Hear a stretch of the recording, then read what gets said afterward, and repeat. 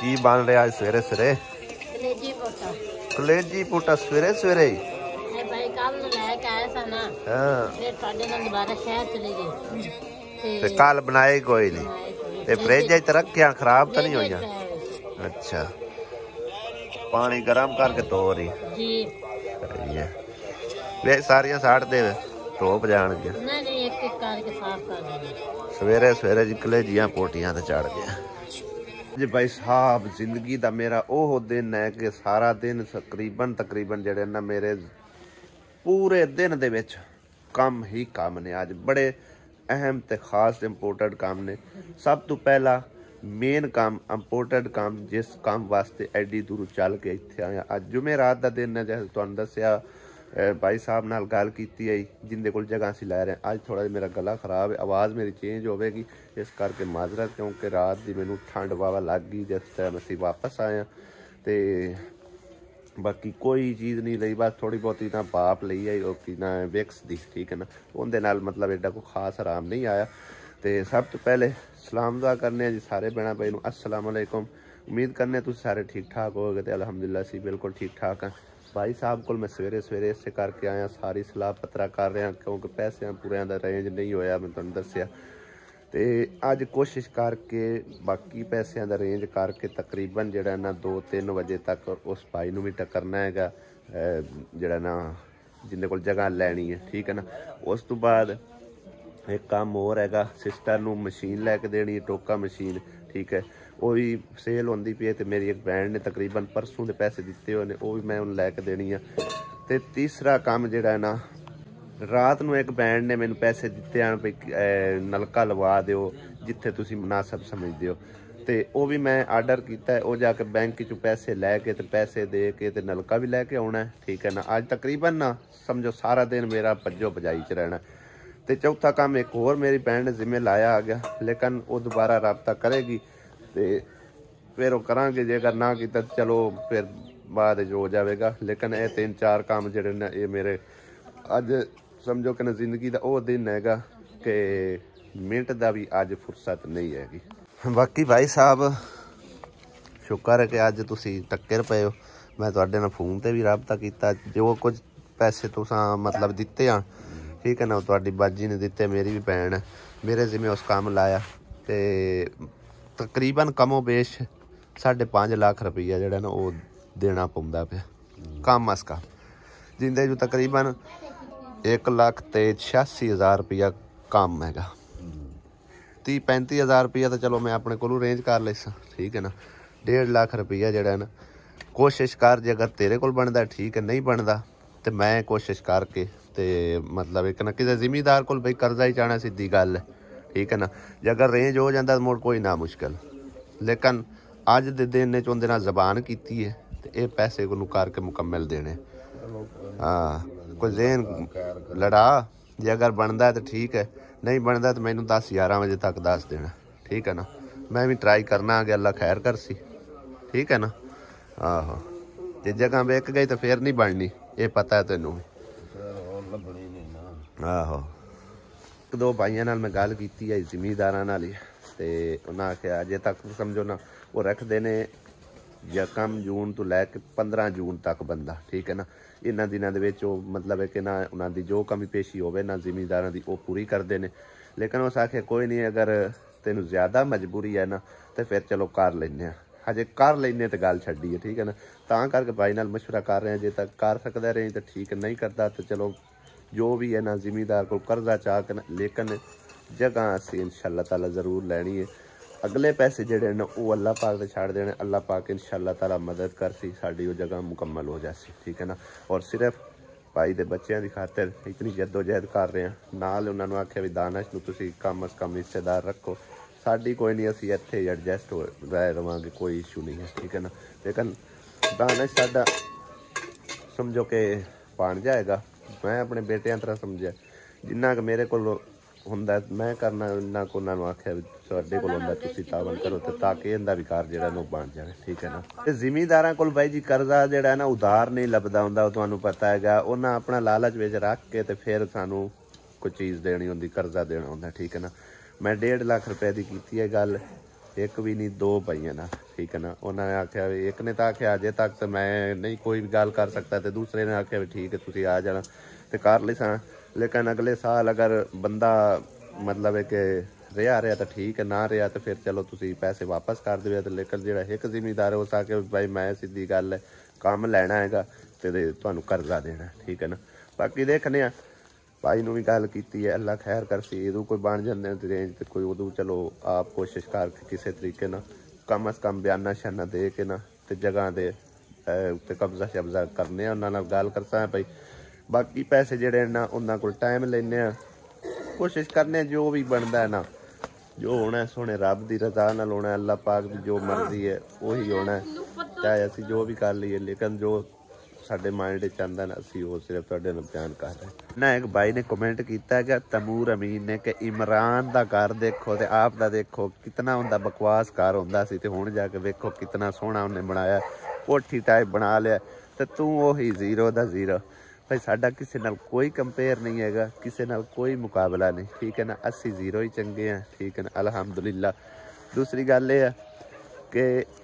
जितनी कोशिश की जिद्दोजहद की है अल्लाह की रजा वास्ते की, अपने भैन भाइयों नाल अपनी फैमिली नाल सारियां नाल करदा पिया, ठीक है ना, तुहाडे सामने। तो इमरान दा तुसीं वेख्या सिर्फ अपना ही सोच रहा, राइट बनता अपना ही सोचना, ठीक है ना। लेकिन गल यह है कि जिस तरह कोई मजबूर भैन भरा होवे ना उनके नाल भी तावन करना पौंदा। इस करके भाई साहब मैं जीरो का जीरो रह गया, मैं भी बड़ा वड्डा बन जाता, कोठी टाइप बड़ा रहिंदा, सब कुछ कर लेता, लेकिन नहीं किया। बाकी जो पुरजा उनके कोल है ना भाई जी, वो साडे कोल पुरजा नहीं है, जिहड़ी वजह तो माशाअल्लाह उनका अज घर सोना बनया खलोता, सानू खुशी हुई वेख के भाई जी, ठीक है ना। सानू कोई दुख नहीं किसी नाल, ना ही किसी नाल साडा कोई मुकाबला है, किसी किस्म का नहीं है। अगर कोई कर रहा है तो अपने पल्ले कर रहे हैं, अपनी जेब चु कर रहे हैं, या उन्हें जो मिल रहा है उनका मुकद्दर मिल रहा है, उनका नसीब मिल रहा है, जो सानू मिल रहा है साडा मुकद्दर साडा नसीब, ठीक है। बाकी साडे किसी ना कोई भाई मुकाबला नहीं है, ना ही कोई साडे किसी ना कोई कंपेयर है, ठीक है ना। वेख के बहरहाल बेहद खुशी हुई, यकीन करो। मैं आखिर भी चलो अल्लाह पाक ने इन्हू नवाजा है, अल्लाह ने सोना उन्होंने घर दिता है, कोठी टाइप बनाया, बड़ा प्यारा घर बनाया गया। अल्लाह पाक उन्होंने मजीद तरक्की देवे, साडी तो भाई दुआ हैगी, साडा किसी ना कोई मुकाबला नहीं, ना ही साडा दिल दे विच समझो किसी वास्ते कोई मैल हैगी। हाँ, इंसान जो घबराहट होए ना, जो मतलब तंग होंदा है, तो घबरा जाता है कि मजबूर हो जाता हालात, तो उस टाइम फिर समझो ना बड़ियां बुरियां ख्यालात जिहड़े न ज़हन च आउंदे ने, तो जो मुड़ ज़हन च आ रहा होवे ना वो फिर बंदा उस हिसाब नाल बोल पाउंदा है। बाकी अगर मैं एक वीडियो उनदे ते भाई जी बनाई है ना, तो उनकी पूरे खानदान ने मेरे ते ना वीडियो बनाइयां ने, एक भी नहीं, दो चार बनाइयां, ठीक है ना। वो टाइम हो रहा हुण हो रहा, अपना किसी ना कोई मुकाबला नहीं, सीधी गल। सब तो पहले तो सिस्टर के घर चलते हैं और जाके उन्होंने सुबह सवेरे खुशखबरी देने। उन्होंने को पट्ठे कुतरन वाली मशीन आई कोई ना, बिल्कुल ही उन्हें पां सुद्धे मुद्धे पाई आउंदे आन डंगरां नूं, डंगर खांदे ही कोई नहीं। तो उस तो बाद मजीद जिहड़े काम है वो करांगे, क्योंकि सुबह सवेरे करने वाला काम फिलहाल उही हैगा। फिर इधर वेखो जी, चेक करो भाई साहब हालात शोधिया दे, अल्लाह पाक ने सुन लिया, लगता लुक्के छुक्के ही पे ने। केड़ा केड़ा ये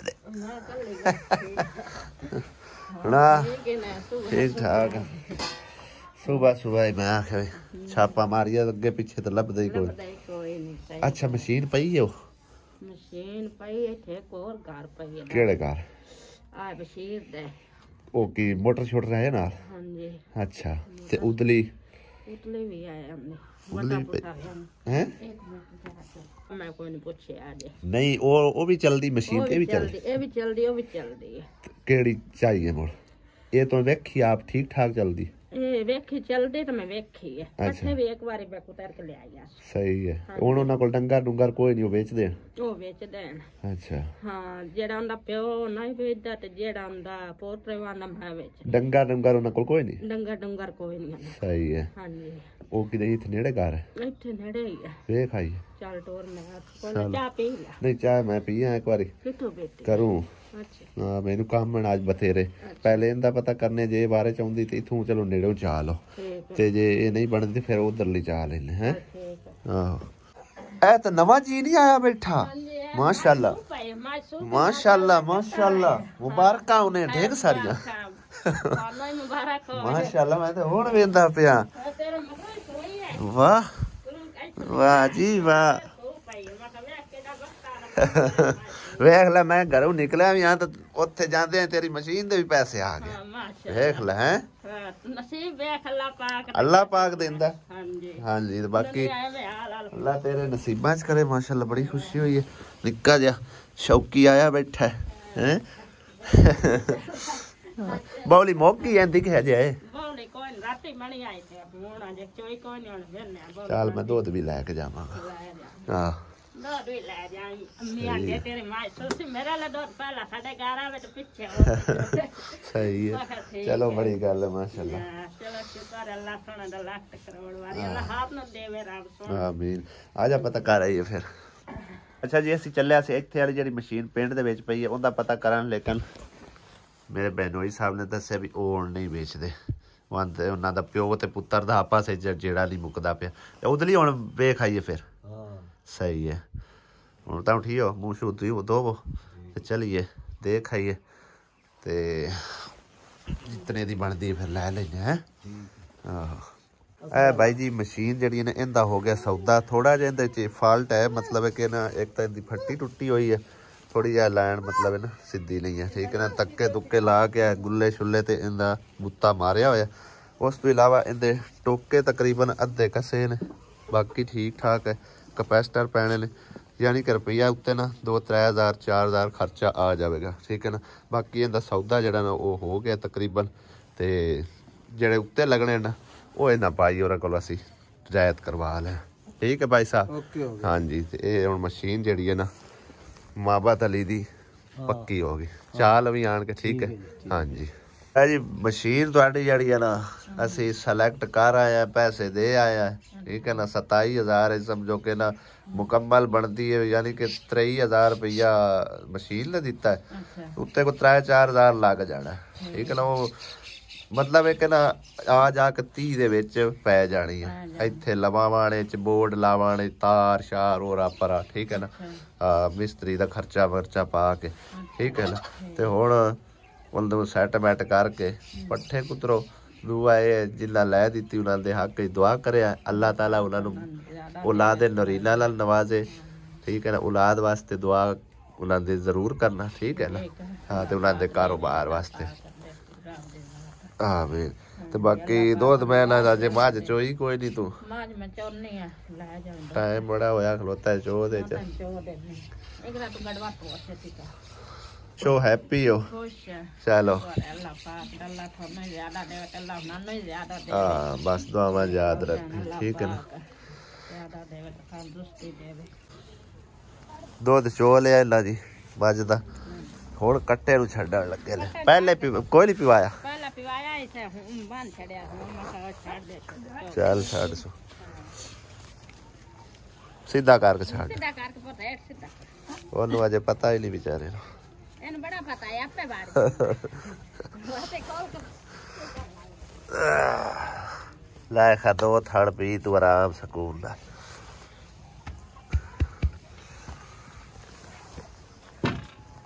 ਇਹ ਸਾਰਾ ਦੁੱਧ ਮੈਨੂੰ ਪਾ ਕੇ ਦੇ ਰਹੀ ਤੇ ਬਾਲਾ ਵਾਸਤੇ ਕੀ ਕੋਈ ਨਹੀਂ ਬਾਲਾ ਵਾਸਤੇ ਅੱਲਾ ਵਾਰ ਨਹੀਂ ਚੋ ਨਹੀਂ ਲੈਣ